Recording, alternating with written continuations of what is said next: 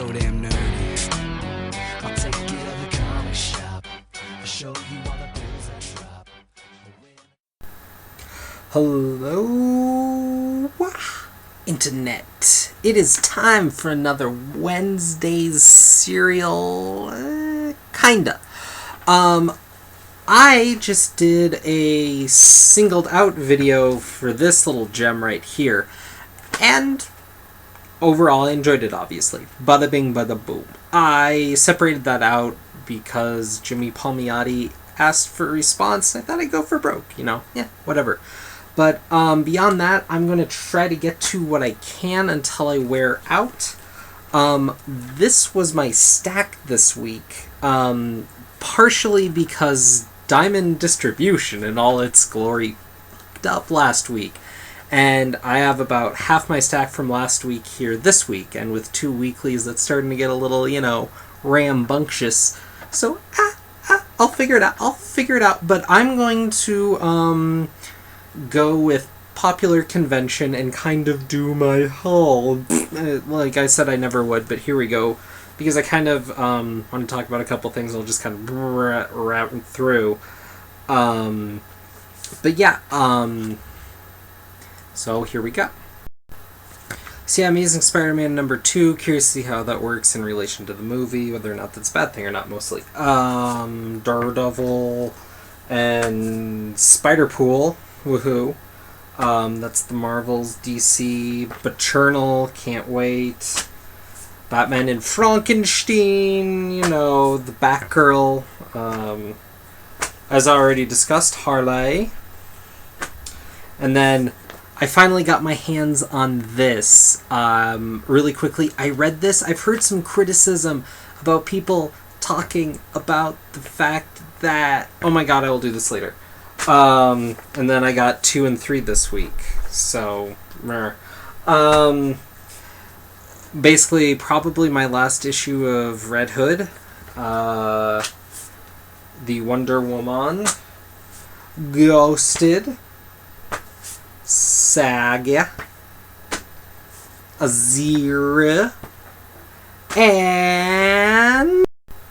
Wednesday's cereal, brought to you by Colorado Native, a fairly average beer for an extraordinary price. Anyways, the one person I know for sure that's going to watch this whole damn thing, I want to give a shout out to Sleepy Reader, had asked me whether or not a certain comic would be worth picking up this week, and that also ties into why this video and why I'm not going to read as many comics tonight, because it is the Ninja Turtles' 30th anniversary. And me and the lady friend watched Ninja Turtles 2 in its honor tonight. And God, that movie just gets better every time. So, this sucker is $8. $8! But I loved it. I don't care. For those who are not huge Ninja Turtle fans, I may or may not recommend this to you, and that's how I'm going to break it down. Because this is really fun. And what this is there's just a number of stories. Each one is a few pages each.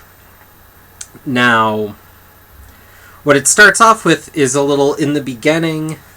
and it has the original Turtle sketch that kind of spawned everything, and then you get a little bit of history, and then it starts breaking down, and you get these different comic ages of the Ninja Turtles.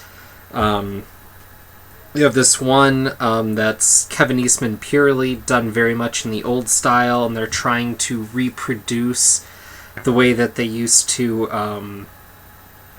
do the black and white grayscaling sort of thing they did, and it's interesting in that way. Then they move on to the Archie era of the comics, and they got Chris Allen, who does some of my favorite Ninja Turtles, as you can kind of see here, and you see Ninjara, and it's just very much a part of that whole thing. I wish those comics were more accessible because they're very family friendly in the way a lot of people think of the Turtles, and a lot of them were actually really interesting and went some places that we haven't seen with any other Turtle universe thing. And they actually, I went back and read a lot of them not too long ago, and they hold up pretty darn well. Then came something that really got to me. They talked about the Image run with the Turtles. That was great. And so they have Carlson and Focoso. And then they brought in a colorist for this, and none of those Image comics were colored. But looking at the art here, I can see more of what they were trying to get at back in the day. And if those comics were colored, they would have been so much better, because the way that the lines were done in the Image comics made a lot of panels very confusing, especially when the action started happening. You kind of had to interpret or just kind of glaze it over and infer from the dialogue, but it was still fun, and there was still this kind of like 90s teenage energy kind of thing, you know, big guns and machismo and just crazy stuff. And if you guys are unfamiliar with the Image Turtles run, I would highly recommend going onto Wikipedia and reading up on it, because just from the cursory glance stuff, it sounds like the most insane take, and it totally was, and it was actually pretty great. And then they talk about the Volume 4, the Peter Laird kind of only take on really Mutant Ninja Turtles, because it's supposed to be them past their teenage years, and they bring in Shadow, who is Casey and April's daughter, and it's pretty interesting. And because it's Lawson doing art, I kind of consider that an honorary take on the longest Turtle runs to date. The new ones, I think, pretty much there. The second volume of Tales of TMNT, which went on for 70 issues. But if anyone ever finds that 70th issue of the second volume of Tales of TMNT, let me know, buy it, send it to me, I will pay you back, I'll do something. That is like this one issue of comics that I would, raise hell or high water for. Anyways, and then it rounds off with the IDW run and talking about that. If anyone's looking to learn a bit about the Turtles, this is a little like palette sampler of a lot of stuff that you really can't get a hold of anymore. And but it's a lot of fun. If you're just looking for a fun thing, you just like getting Turtles here or there, I think this would be great, because all of these are quick, short, one-off stories. It's a little anthology, and it's fun for that. Also, this story itself, maybe not as much, but if you're big on like comics history or any of that, this breaks down a bunch of different eras and kind of in a way reflects different eras of where kind of some offbeat, alternative, not indie, but like alternative comics were at the time, because the Turtles always has kind of lived in that space.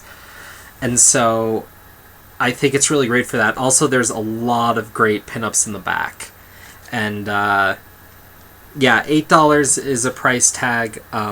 It's warranted in this case, but so Sleepy, I think you should pick it up, because I know you're picking up stuff that's way worse than this for $8, but you did just drop on that huge Kirby collection, so you might want to save your pennies for now. Okay, Amazing Spider-Man 2. Yes, it's Electro-centric, and yes, that is probably due to the movie, but I will say, you know what, it had to be some villain, right? And they were going to pull something, it was going to be from Superior Spider-Man. Yes, it happens to be Electro. But I will say, you know what? These people are doing this stuff all the times, and sometimes if you give a creative person a wall to run up against, it helps them be more creative instead of just always giving them a blank space. Especially in Slot's case, where maybe, a few roadblocks actually gives them something to work with. So, I think this issue actually turned out very well, clearly. They're taking the movements from Superior Spider-Man, and they're dodging some of the trickier stuff. He just gets to be back in the Avengers. He just kind of smooths things over, and Anna Maria takes things super chill. No big deal. But it's moving along, and the cliffhanger to this issue actually is really fascinating and really makes me interested to pick up, and makes me really kind of hate learning to crawl that much more, because I don't care, I want the next part of this. And it seems like the only part that's going to come out of learning to crawl is someone who was bitten and has had spider powers all this time, and now suddenly they're going to come up. Whatever, you have to roll with those things. It's comics. But if that's all coming from that and that's it, what's the point of, a whole bunch of comics around that? Anyways, the other thing I wanted to point out in this issue is Ramos's art for Spider-Man, not so much Peter Parker, but Spider-Man is really interesting. I think he's actually taking a few cues from Stegman or something, because I really noticed a kind of difference of style. Something with the headshots actually seem more pronounced, a little more dynamic, and a little more energetic. I've always loved Ramos's art, but this seems a little bit better, and it's kind of cool to see an artist kind of being able to do some things and improve their craft on top of what was already awesome. So that's some cool stuff, and I hope some people, especially who might be Ramos haters, can appreciate that. Daredevil 3 has a Saga reference, so it's basically Saga canon, so you pretty much have to pick it up? Yeah. Deadpool Annual 2 is a comic about Deadpool being Spider-Man. It was a good time. I'll have the weirdest sensation that the comic was wider than normal. Marvel ones were wider. So, because they felt wider. So there you go. Eternal 7, things heat up real quick and it gets pretty dang splody. This is the first Tim Seeley, and this is kind of a one-off build-up issue. I think it'll be interesting to see how this goes, because we had a slow build, now we're getting a bunch of different factors coming in, and I'm slowly seeing some very loose ties. I feel like those are going to get wound up real quick. Predictably, some people are waning after the initial launch of this, and it starts really rolling into weekly. I still feel like this is one of the strongest Bat titles going, if nothing else, because it's allowed to take all these different disparaging points of Gotham and have them tie together, even if some of it is just the timing. And there's something really lively and fun about that you can do with a weekly comic, where you have these characters and they're all interplaying and dealing with their own things, but they all have to kind of deal with each other, and for that you kind of get a wrinkle you don't normally get of just timing. And the idea that there are all these characters and things going on, it gives a much more livelier feel. And so, hey, I'm enjoying this. Though there was one particular frame where Batman's face looked as messed up as Pig's, and that was weird. Alright, Internet, let's have a little chat. Because about, 4 weeks ago, around Free Comic Book Day, there was a little prelude to Future's End, which turned out to really be the first issue to kick it off, which was an interesting way to lead into things. And I read a lot of reviews talking about it's just death and destruction and blah blah blah, from comic book sites that apparently have never read a comic book before, or at least I don't know, Days of Future Past in preparation for this weekend with the X-Men thing coming out, or say any other future apocalyptic thing that, has to have something. So, anyways, we have a very interesting cast of a very Terminator-like situation where Batman Beyond Terry has to go back into the past, not as far as he wanted, and try to deal with this oncoming apocalypse. And we start out and we get a slow build, but issue 2 is where things really feel like they start. And we're at Green Arrow's funeral, and we're seeing a lot of tension between the hero community and the general public, and we're actually getting a lot more sense of community, and we're getting all these B-list heroes. We're getting Frankenstein, Mr. Terrific, and Grifter, and Lois Lane hunting some things down. And it's this really rich cast and story coming together, and it's a much stronger through line than what's even happening with Bachernal. And I think this through line is really going to make this something interesting and special. And I have to say, for the two I'm looking at, the DC weeklies are 2 for 2, and I think this is one of the best things DC is putting out right now. So if you were scared off by some things, I'd understand, but this first Zero issue was very post-apocalyptic, and whatever, was pretty freaking crazy, frankly. Kind of cool, but things slow down as they start moving, and you start getting a lot of cool character development and a lot of different cool things that I think makes this a book worth a second consideration if you were kind of on the fence about it. So there you go. So after reading some Batman and reading some Frankenstein, all the weeklies, the hunt for Robin begins. The Damian Robin, the one that is a little crazy. This was interesting. As per usual with Tomasi's stuff, there's this really strong storytelling component in the way that we're kind of crafting and moving forward. It's kind of interesting because we've had Batman and whatever, and next time I don't think it's going to be a new contender, so we're going to kind of get a new formula mix-up. Should be kind of interesting to see how this moves, but I feel like we're finally going to get our final confrontation with Ra's for this story, and then probably Robin's going to come back, would be my guess, because what's death in comics? Wow, it's been a crazy night. So I'm starting to feel some... I don't know, starting to feel a little bit of the fatigue. I don't want to start reviewing comics past a point, because, fun fact, if any of you remember when the New 52 started, I ran the gambit, and I got a lot more negative impression of a lot of comics, and not just because I was putting myself in a bad mood, trying to push through way too many comics in a night. And whereas a lot of people I know do that, they also have more time blocked out, probably didn't necessarily have a full-time job or work something to make that work, or just have more stamina for this kind of thing than I do. And, you know, as you get a little older, you lose a little stamina. These things happen. But, I'm just going to save the rest of my books for later, and I want to look forward to and enjoy them. And it's rare that I don't finish my pile on a Wednesday night. I know a lot of you guys spread it out a little more. That's not so much my style, because I like to read other comics throughout the week. But also, like I said, watching the Turtles video. Also, apparently while I was filming all this, Jimmy Palmiotti retweeted and kind of responded to my video a little bit. That was pretty freaking cool. And there also might be some rumblings in the work about me doing a written article somewhere. We'll see.